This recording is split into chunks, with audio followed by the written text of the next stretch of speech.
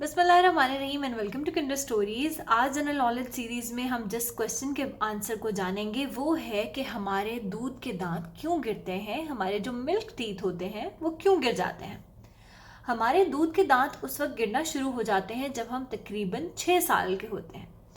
उनकी जगह पुख्ता दांत निकल कर आते हैं जो बहुत स्ट्रॉन्ग होते हैं और जिनकी हिफाजत हमें सारी जिंदगी करनी पड़ती है।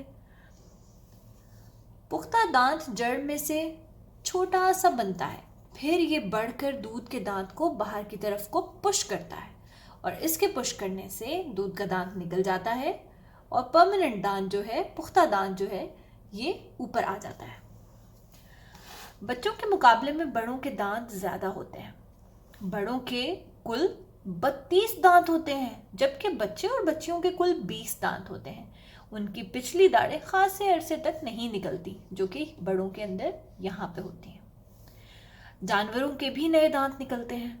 कुछ जानवर जैसे घोड़े और शेर अपनी जिंदगी में एक बार नए दांत निकालते हैं। इंसानों की तरह ये भी जब बड़े हो जाते हैं तो उनके दूध के दांत झड़ जाते हैं। रेंगने वाले जानदारों जैसे सांप और मगरमच्छ की जिंदगी में दांत कई बार गिरते और कई बार नए निकलते हैं।